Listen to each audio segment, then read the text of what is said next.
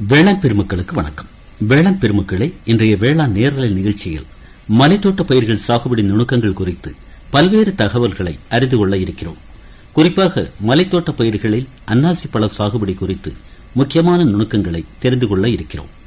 மண்வளம், செடிக்கு செடி இடைவெளி எப்படி, அடியுரம் தேவையா, நீர் பராமரிப்பு, இடையிடையே களை எடுத்து பரண்டி கொடுக்கும் தன்மை, உர மேலாண்மை, வேலையாட்களை பயன்படுத்தும் நிலை, நோய்கள் பூச்சிகள் தாக்குதல் உண்டா, உயிரினங்கள் தொந்தரவு உண்டுமா, அறுவடை காலம், சந்தைப்படுத்தலில் கையாளப்படும் நுணுக்கங்கள், மதிப்பு கூட்டல் நடவடிக்கைகள், வரவு செலவு நடைமுறைகள், இப்படியான அன்னாசி சாகுபடி நுணுக்கங்கள் குறித்து நேரலை வாயிலாக பதில் தருவதற்காக நமது நிலையத்தில் எனக்கு முன்பாக ஆர்வமுடன் காத்துக் கொண்டிருக்கிறார் குலசேகரம் செருப்பாலூர் பகுதியைச் சேர்ந்த அன்னாசி சாகுபடியில் பல்லாண்டு அனுபவமுடைய அலெக்சாண்டர் பேதிரு அவர்கள். இப்போது அவர்களிடம் பேசுவோம். ஐயா வணக்கம். எத்தனை வயதாகுது? 55 வயது. வேளாண்மை அனுபவம் அப்படிங்கும்போது உத்தேசமா எத்தனை ஆண்டு அனுபவம், என்னென்ன பயிர்கள்ல ஈடுபாடு? எனக்கு ஒரு 20 வருஷமான வேளாண்மை அனுபவம் இருக்கு. என்னென்ன பயிர்கள்ல நாட்டம்? எனக்கு வந்து கமுக மர பயிர் ஆரம்பத்திலயா? ஆமா, இப்ப 5 வருஷமா தான் கமுக மரம். அதுக்கு முன்னாடி ரப்பர் பயிர். ரப்பர் ரம்மியமான வாழ்க்கையை கொடுத்திருக்குமே உங்களுக்கு? இல்ல ஐயா, ரொம்ப விலை வீழ்ச்சியா இருந்தது அந்த காலகட்டத்தில். ஆமா, ஒரு காலகட்டத்தில் ரொம்ப விலை வீழ்ச்சியா இருந்து ரப்பர் தோட்ட பயிர்கள் அவ்வளவு நாசம் ஆக வேண்டிய சூழல் இருந்து. அப்பதான் நான் இந்த ரப்பரை அழிச்சிட்டு அந்த கமுக மரத்தை போட்டேன். சரி, அன்னாசி சாகுபடியில கொடிகட்டி பறக்கதா கேள்விப்பட்டோமே. அன்னாசிக்கேற்ற மண்வாகு அப்படின்னா என்ன மாதிரியான மண்வாகு இருந்தா நல்லா இருக்குங்கிறீங்க? அன்னாசிக்கு வந்து நல்ல கரிசல் மண் இருந்தா போதும். எந்த இடத்துலயும் செய்யலாமா? எந்த இடத்துலயும் பண்ணலாம். நீங்க வந்து கரிசல் மண்ணுங்கிறீங்க. நான் இப்ப ஓரளவுக்கு பார்த்த இடங்கள் பார்த்தோம்னா மலையடிவாரம் கரடு முரடான பகுதிகளையும் கூட அன்னாசி சாகுபடி செய்யக்கூடிய தன்மையை பாக்குறேன். அந்த அளவுல வருமா? வரும். அங்கெல்லாம் நம்ம வளம் போட்டு கொடுத்தோம்னா வந்துடும். வளம் அப்படிங்கறது இயற்கை சார்ந்த செயற்கை சார்ந்த? இயற்கை செயற்கை ரெண்டுமே போடணும். பரவாயில்லையா? கண்டுகாலி வளர்ப்பு இருக்குங்கிறீங்களா? ஆமா ஆமா. சாணத்துக்கு என்ன பண்றீங்க? சாணம் வெளியில விலைக்கு வாங்கிடும். உங்ககிட்ட இல்ல? என்கிட்ட இல்ல. ஒரு காலத்துல எப்படி இருந்தது?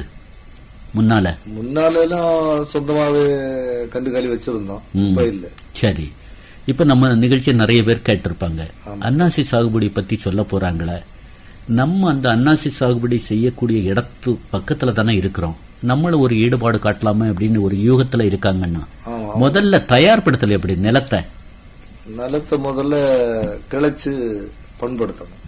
கிளைத்தல் அப்படிங்கறது மனித உழைப்பா இயந்திரமா? இயந்திரம்னா லாபம். நீங்க என்ன இயந்திரம் பயன்படுத்துறீங்க? Hitachi, JCB. மனித உழைப்பு குறைஞ்சிடுச்சு. மனித உழைப்பு கிளை பண்படுத்துறதுக்கு அதை யூஸ் பண்ண மாட்டோம். அது லாஸ் ஆகும், நஷ்டம். சரி, எவ்வளவு நேரத்துல இந்த மாதிரியான ஒரு கிளைத்தல் தன்மை இருக்கும்? எவ்வளவு ஏக்கர? 1 ஏக்கர்னா 2 நாள்ல கிடைச்சிருவாங்க. சரி, அப்புறம் மனித உழைப்புல ஏதாவது சீர்படுத்தல் இருக்குமா? ஆமா, மனித உழைப்புல கொஞ்சம் அதை சமம் பண்ணி சமப்படுத்தல் தான். இப்ப குவியல் முறை இல்ல. சமப்படுத்தி அதுலதான். சரி, முழுக்க ஆண் உழைப்பாளர்களா அல்லது பெண்களை பயன்படுத்துறீங்க? ஆண்களும் பெண்களும் இருப்பாங்க. என்ன காரணம் பெண்களையும் ஆரம்பத்திலேயே பயன்படுத்துறீங்க? குழி வெட்டுறதுக்கெல்லாம் ஆம்பளைகள் தான் செய்வாங்க. சரி, நடுவதுக்கு பொம்பளை செய்வாங்க.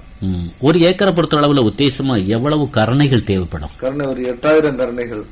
இது உங்க அனுபவம்? ஆமா. கரணைகள் தேர்வுல கொஞ்சம் கவனம் சிதறிட்டுனா காசில்லா நிலை ஏற்படும் அறுவடையின் போது அப்படின்னு ஒரு பேச்சு இருக்குத. ஆமாய்யா, உண்மைதானா? ஆமா, உண்மைதான். கருணை தேர்வுல எவ்வளவு எப்படி இருக்கணும்? கருணை வந்து தேர்வு பண்ணும்போ வாடல் இல்லாத கருணையா பார்த்து செலக்ட் பண்ணணும், தேர்ந்தெடுக்கணும். அது வந்து வாடல் இருந்ததுன்னா அவ்வளவுமே நஷ்டமா தான் வரும். அது எப்படி நம்ம புதுசா ஒருத்தர் போய் கருணை எடுக்க போறாரு, எப்படி அனுமானத்துக்கு வர்றது? அது வந்து தெரிஞ்ச ஆளை வச்சு பார்த்து தான் எடுக்கணும். கொஞ்சம் அனுபவம் உள்ள ஆளுக்கு தான் அது தெரியும். நிற மாற்றங்கள் இருக்கும், மஞ்சள் கலர்ல இருக்கும். அது வாடல் நோய். ஓஹோ, சரி. இடைவெளி என்ன கொடுப்பீங்க? ஒரு கருணை ஒரு கருணைக்கு 1.5 அடி இடைவெளி கொடுப்போம். நீங்க வேற சொல்றீங்க கிட்டாச்சி வச்சு கிளைக்கிறோம், மனித உழைப்புல சீர்படுத்துறோங்கிறீங்க. அப்ப உரம் கொடுத்தல் நடைமுறை எப்ப நடக்கும்? அடியுரம் வந்து ஒரு நட்டு 15-20 நாள் கழிச்சோடனே லைட்டா உரம் போடுவோம். லைட்டா அப்படின்னு சொல்றத பார்த்தா ரசாயனம் தான் கூடுதலா இருக்கும் போது தான் போடுவோம். அதுல ரசாயனம் தான் முதல்ல போடுவோம். போட்டுட்டு அப்புறமா கொஞ்சம் புல்லு முளைச்ச உடனே சாணி, பொடி சாணி போடுவோம். புல்லு முளைச்ச உடனே அப்படிங்கிறீங்களே, புல்லு முளைத்தா பாதிப்பு இல்ல? அந்த போட்டுட்டு மண்ணை ஆளை வச்சு கிண்டி கிளச்சிருவீங்க.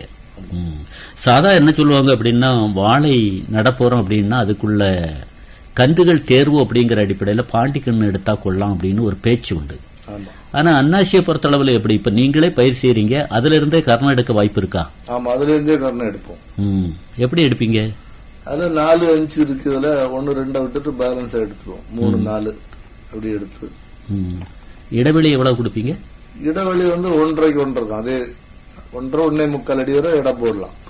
1.25 அடி கொடுத்தாலும் கூட அது வந்து வீரியமா வளர்ந்து வரும்போது கிளை விட்டு போக வாய்ப்பு இருக்க. அப்ப உங்களுக்கு அறுவடையின் போது பிரச்சனை வர வாய்ப்பு இருக்க. பிரச்சனை வந்தா அது நாங்க அறுவடை பண்ண நேரத்துல இலையும் சேர்த்து கொஞ்சம் வெட்டிடுவோம். கவாத்து பண்ணுவீங்க? கவாத்து பண்ணுவோம். பண்ணலாம் இல்லையா? ஆமா. அப்புறம் மேலுரம் கொடுத்தல் அப்படிங்கிற நடைமுறை எப்பெல்லாம் கையாளுவீங்க? ஒரு 3 மாசம் விட்டு 3 மாசத்துக்கு ஒருக்கா உரம் போட்டுட்டே இருக்கும். ஒரு ஏக்கருக்கு 12 மூட ரசாயன உரம் போடும். சரி. அப்புறம் சாண உரம்? கோழி. கோழிக்காரம் போடுறீங்க? அது எங்க இருந்து வாங்குறீங்க? அதுல கடையிலேயே கிடைக்குது. இங்க திருவட்டாறுல கடையில கிடைக்குது. சரி, நீங்க வந்து ரப்பர் சாகுபடியில இருந்திருக்கீங்க. அதுல வந்து எதிர்பார்த்த ஒரு மகசூல் இல்ல அப்படிங்கறதுக்காக அதை வெட்டி மாற்றிட்டு அன்னாசிக்கு வந்திருக்கீங்க. இந்த அன்னாசி சாகுபடியில ஈடுபாடு காட்டினா அண்ணாச்சி மாதிரி வாழ்க்கை இருக்கும் அப்படின்னு உங்களுக்கு கருத்து சொன்னது யாரு? பயிற்சியா, முன் அனுபவமா, அல்லது முன்னோடி விவசாயிகளுடைய அனுபவ கருத்துக்களை உள்வாங்கினதா? ஆமா, முன்னோடி விவசாயிகளுக்கு கருத்துக்களை உள்வாங்கி. என்ன கேட்டீங்க அவங்கள்ட்ட? இது எப்படி அன்னாசி பழம் போட்டாச்சுன்னா, செடி போட்டாச்சுன்னா நல்லா இருக்குமான்னு விசாரிச்சோம். சரி. அவங்க சொன்னாங்க ஈல்டிங் நல்லா இருக்கும், உங்களுக்கு வசதி கொஞ்சம் வசதி வாய்ப்புகளை பெருக்கிக்கலாம் அப்படின்னு சொன்னாங்க. சரி, ஓரளவுக்கு நமக்கு கர்ணையெல்லாம் ஏற்பாடு செய்து தந்து ஓரளவு பக்குவமான நடைமுறையில வளர்ந்ததுக்கு பிறகு நம்மளே ஒரு குடும்பத்தாரே அதை 2 ஏக்கரா இருந்தாலும் கூட நம்மளுடைய மேற்பார்வையில கவனிச்சிடலாங்கிறீங்களா, அல்லது வேலை ஆட்கள் தவிர்க்க முடியாதுங்கிறீங்களா? வேலை ஆட்கள் தவிர்க்க முடியாது. என்ன வேலை வந்துருங்கிறீங்க? எல்லாமே வேலை தான். களை எடுக்கிறது, உரம் போடுறது. உங்களுக்கு அந்த நுணுக்கம் தெரியாதா? தெரியும். ஒரு ஆளால செய்ய முடியாது. மேலுரம் கொடுத்தல், குழி தோண்டி உரம் வைப்பீங்களா அல்லது மேல்நிலையிலேயே போட்டு? மேல்நிலையில போடுவது. குழி தோண்டி போடலாம், அதுல ஒன்றும் தப்பு கிடையாது. குழி தோண்டி போடணும்னா நேரமே போட்டுட்டு கிளைக்கிறோம் இல்ல, அதுக்கு முன்னாடியே உரத்தை போடணும், போட்டு கிளைக்கணும். சரி, வறட்சியை தாங்குமா? தண்ணீர் முக்கியங்கிறீங்களா? அப்படி வறட்சியை ஓரளவு தாங்கும். அப்படியா? ஆமா. தண்ணீர் கொடுத்தல் நடைமுறை என்ன வழியில கொடுக்கறீங்க? தெளித்தலா? தெளித்தல்ல தெளிக்கிறது தான், பம்பூச்சி அடிக்கிறது. அப்படியா? கிணறு அமைப்பு இருக்கா? கிணறு அமைப்பு இருக்கு. அப்போ உங்க பிரகாரம் மத்திய அரசு திட்டம் அனுபவிக்கிறீங்க மாதிரில தெரியும். ஆமா சார். என்ன திட்டம் அனுபவிக்கிறீங்க? அந்த சொட்டு நீர் போடுறதுக்கு வேண்டி. அப்படியா? பைப் வாங்கிருக்கேன். அது இது இதுக்கு கமுகு மரத்துக்கு. கமுகும் வச்சிருக்கீங்க? கமுகு வச்சிருக்கேன். எத்தனை ஏக்கர்ல வச்சிருக்கீங்க? ஒரு 2.5 ஏக்கர். என்ன காரணம் கமுகுல ஒரு நாட்டம்? கமுகுல நாட்டம்னா ஊடு பயிரா இடையில நல்ல மிளகு போடலாம், அதுலயும் வருமானம் வர வாய்ப்பு இருக்கு. ஓஹோ. கமுகு வந்து நிறைய இடத்துல வச்சதுக்கு பிறகு ஒரு தளிப்பு இல்லாம ரொம்ப ஒரு அப்படியே பின்தங்களுக்கு உள்ளாகிற மாதிரியே போகுது. அதுக்கு என்ன காரணம்? அது வேர்க்கேடுதான். இது எந்த அனுபவத்துல நீங்க சொல்றீங்க? நீங்க வச்சு அனுபவப்பட்டு? தோட்டத்திலே வச்சு அனுபவப்பட்டிருக்கீங்க. அதை உயிர்ப்போடி கொண்டு வரணும்னா என்ன நடவடிக்கை கையாளணும்? வேப்பம் புண்ணாக்க வாங்கி தண்ணியில ஊற போட்டு. எவ்வளவு நேரம் ஊற போடணும்? 3 நாள் ஊற போட்டு அந்த தண்ணிய தெளிச்சு கொடுக்கணும். அப்படியா? ஊத்தி கொடுக்கணும். சரி. அப்புறம் அன்னாசியை பொறுத்த அளவுல கருணை வைத்து ஒரு செடி வைக்கிறோம் அப்படின்னு சொன்னா அறுவடைக்கு எவ்வளவு நாள் காத்திருக்கணும்? அறுவடை அப்படிங்கறது பழுத்ததுக்கு பிறகுதான் பறித்தலா? பழுத்து பறிக்கலாம், காயிலையும் பறிக்கலாம். அப்படியா? காய் வந்து சென்னை, பெங்களூர், டெல்லி. எவ்வளவு நாட்கள் ஆகும் வருகிறதுக்கு? ஒரு வருஷம் ஆகும். பொறுமை வேணும் இல்லையா? பொறுமையா தான். பணத்தை போட்டுட்டே இருக்கணும். ஆமா, அது வரைக்கும் ஹெவியா காசு செலவு. சொல்லுங்க பாப்பா, ஒரு உத்தேசமா 1 ஏக்கருக்கு எவ்வளவு காசு போட்டிருப்பீங்க? என்னுடைய அனுபவத்துல லாபம் அப்படிங்கிற ரீதியில இவ்வளவு பாத்துருக்கிறேன் அப்படின்னு தலைநிமிர்ந்து சொல்லுங்க பாப்போம். ஒரு ஏக்கருக்கு வந்து 2 லட்சம் ரூபாய் செலவாகும். படிப்படியா செலவாயிட்டே இருக்கும். அப்ப முதல் நோட்டை கட்டி வச்சுக்கணும். கட்டி கடமை வச்சிருக்கணும். சரி, குத்தகை அப்படிங்கும் போது உத்தேசமா 1 ஏக்கருக்கு எவ்வளவு கொடுத்திருப்பீங்க? ஏக்கருக்கு 1 லட்சம் ரூபாய் கொடுக்கும். அதுக்கே 4 லட்சம் போயிரும். ஆமா, 4 ஏக்கர்னா 4 லட்சம் ரூபாய் போயிடும். சரி, அப்புறம் காய் வர்றதுக்கு 1 வருஷம் ஆகும். 1 வருஷத்துக்கு அப்படி எடுக்க மாட்டோம். ஓஹோ, 3 வருஷம் 40 மாசம் சேர்த்தாப்புல எடுப்போம். ரப்பர் ஊடு பயிரா போடுவது. சரி, குத்தகைக்கு எடுக்கும் போதே எழுத்துப்பூர்வமா எழுதி வாங்கிடுவோம். 4 வருஷத்துக்கு 40 மாசத்துக்கு 40 மாசம் எழுதி வாங்குவோம். சரி, அன்னாசியை பொறுத்த அளவுல ஒரு செடியில ஒரு காய் பறிக்கலாம் அப்படின்னு சொல்றாங்களா மேலோட்டமா? உண்மை அதுதானா அல்லது கிளைகள் அடித்தும் வருமா? கிளைகள் அடிச்சு வரும். அதுக்கு என்ன மாதிரியான நுட்பத்தை கையாடுவீங்க? கிளை நம்ம உரம் போட்டு கொடுத்துட்டே இருந்தாச்சுன்னா கிளை வளர்ந்துட்டே இருக்கும். காய் ஆனா 1 வருஷம் ஆகும் இல்லையா? 1 வருஷம் ஆயிடும். 1 வருஷம் அத காய் வெட்டுறதுக்குள்ளால பக்கத்துல கிளை பிரான்ச் எல்லாம் வந்துடும். ஓஹோ, காய் வெட்டுறதுக்கு முன்னாலே வந்துடும். 1.5 அடி உயரத்துக்கு 1 அடிக்கெல்லாம் உயரத்துக்கு வந்துடும். சரி, இப்ப உள்ள நிலையை பேசுவோமே. தொடர் மழை கடந்த 1 வாரமா விட்டு விட்டு விடாது பெய்யக்கூடிய மழை கெட்டு வெள்ளம் ஆயிடுச்சுன்னு வைங்க. அன்னாசி தோட்டத்துல கெட்டு வெள்ளமா அன்னாசி தோட்டத்துல ஆயிட்டுன்னா தோட்டம் பயிர் அழிஞ்சிடும். ஏன் அழியுது? நீங்க ஒரு முன் யோசனையோடு செயல்பட்டா அதை ஏன் சீர்படுத்தி வெற்றிகரமா கொண்டு வர முடியாது? தண்ணி கட்டாத அளவுல தண்ணியை ஓபன் பண்ணி விட்டுட்டா போயிடும். அதுதான் கேக்குறேன். அந்த முன் யோசனைக்கு நீங்க என்ன பண்ணுவீங்க? மழை வரப்போகுது அப்படிங்கும் போது திட்டமிடல் எப்படி இருக்கும்? அப்படின்னா வாய்க்கால எல்லாம் கொஞ்சம் கூட தாத்து தோண்டி ஆழமா தோண்டி தண்ணிய வெளியில விட்டுரும். ஓஹோ, அதுக்கு வேலையாட்கள் வச்சிருப்பீங்க? வேலையாட்கள் வச்சிருப்பீங்க. உயிரினங்கள் தொந்தரவு உண்டா? இந்த வாசனைக்கு ஒரு ஈர்ப்போடி வர்றதுக்கு வாய்ப்பு இருக்கு. என்னென்ன உயிரினங்கள் வரும், எப்படி கட்டுப்படுத்துறீங்க? எலி, காகம் அழிக்கும். சரி, எலிக்கெல்லாம் நாங்க எலி பாய்சன் வாங்கி வைப்போம். இல்ல, இது பாய்சன் வாங்கி வைக்கிறீங்களா? அதை விரட்டுற மாதிரியான ஒரு தன்மையா? விரட்ட முடியாது சார், முடியாது. பாய்சன் வச்சுதான். இல்ல, சில பகுதிகளில் உயிரினங்கள் வரும்போது பட்டாசு கொளுத்துறோம், அந்த சத்தத்துக்கு வராதுங்கிறாங்களா? அந்த நடைமுறை இதுக்கு ஒத்து வராதா? அதெல்லாம் ஒத்து வராது. அதுக்கு காவலாளியை போட்டுதான் காக்கணும். குரங்கு, சரி, மிளகா, பன்றி, இந்த மாதிரி அழிவுகள் இல்லாம இருந்தா உங்களுக்கு இதை விட மேல சிறப்பா இருக்கும் இல்லையா? சிறப்பா இருக்கும் ஐயா. சரி, அப்புறம் காய் எவ்வளவு நாள்ல பழமாகும்? அறுவடை செய்யக்கூடிய நுட்பம் அப்படின்னு இப்ப நெல்மணியை எடுத்துக்கிட்டோம்னா 2-3 மணிகள் பச்சையா இருக்கும் போதே அறுவடை பண்ணும் அப்படின்னு ஒரு கருத்து இருக்கு. அதே மாதிரி அன்னாசியை பொறுத்தளவுல எப்படி? அன்னாசி அப்படிதான், ஃபுல்லா பழுக்க விடக்கூடாது. 2-3 கண்ணு பழுத்த உடனே வெட்டிடணும்.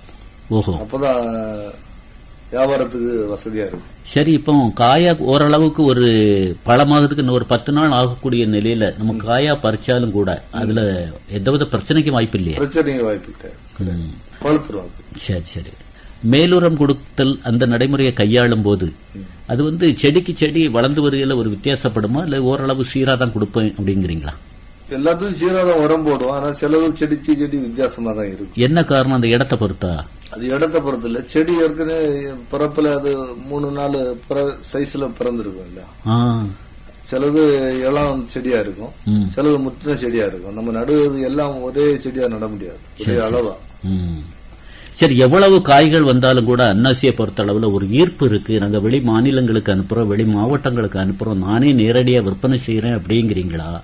அல்லது ஒரு வருடம் கஷ்டப்பட்டுட்டு அப்படியே வேற ஆள்கிட்ட பாட்ட மாதிரி அறுவடை நுட்பத்தை கொடுத்து ஏமாந்த நிலைகளா அல்லது வெற்றி பெற்ற நிலைகளா? வெற்றி பெற்ற நிலைகள் தான். சொல்லுங்க, அது எப்படி? நாங்களே வெட்டி வியாபாரி கொடுத்துருவோம். வியாபாரி எடுத்துட்டு போயிருவாங்க, தோட்டத்திலே எடுத்துட்டு போயிருவாங்க. என்ன மாதிரியான ஒரு நிலை இருந்தா எங்களுக்கு கட்டுப்படி ஆகும்? அந்த நிலையை இப்ப நாங்க சந்திச்சுட்டு வரோம் அப்படிங்கிறீங்களா? எப்படி?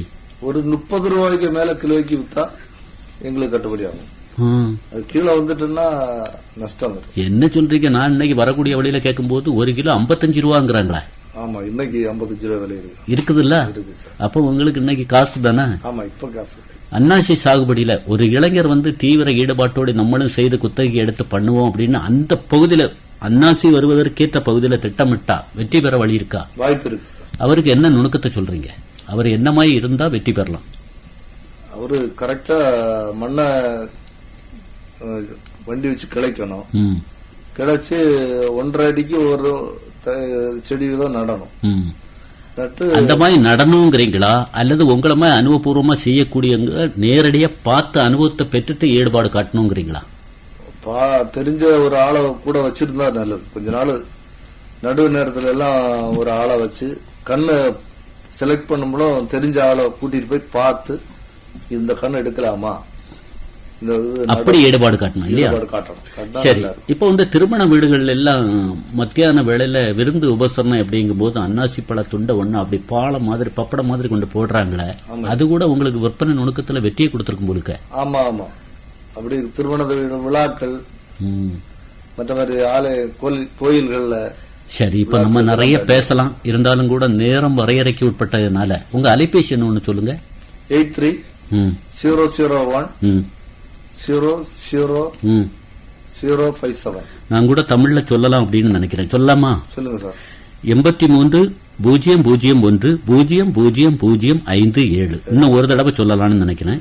83-001-00057. இந்த அலைபேசி வாயிலா தொடர்பு கொள்ளும் போது ஏதாவது சந்தேகங்கள் இருந்தாலும் கூட அன்னாசி சாகுபடியில அசாத்திய வருமானம் தருகிற மாதிரி வழிகாட்டுதல் இருக்குமா? இப்படி? ஆமா சார், நான் எப்பவுமே அதை கேட்டாச்சுன்னா போன்ல கான்டாக்ட்லயே கேட்டாலே சொல்லிடலாம். இதுவரை மலத்தோட்ட பயிர்கள் சாகுபடி நுணுக்கங்கள் குறித்தும் அதிலும் குறிப்பாக அன்னாசி சாகுபடி நுணுக்கங்களை விலாவாரியாக எடுத்து சொல்லி அன்னாசி சாகுபடியின் தன்மையை புரிய வச்சிருக்கீங்க. உங்களுக்கு குமரி பண்பலை சார்பாக மனமார்ந்த நன்றி. நன்றி ஐயா. நேர்களே, இதுவரை மலைத்தோட்ட பயிர்கள் சாகுபடி நுணுக்கங்கள் வேளாண் நேரலை கேட்டீர்கள். நேரலையில் பங்கேற்றவர் செருப்பாலூர் அலெக்சாண்டர் பேதுரு அவர்கள். உடன் உரையாடியவர் தேரூர் எஸ். சிவசுப்பிரமணிய பிள்ளை. நிகழ்ச்சிக்கு தொழில்நுட்பம் ஏ. லாரன்ஸ்.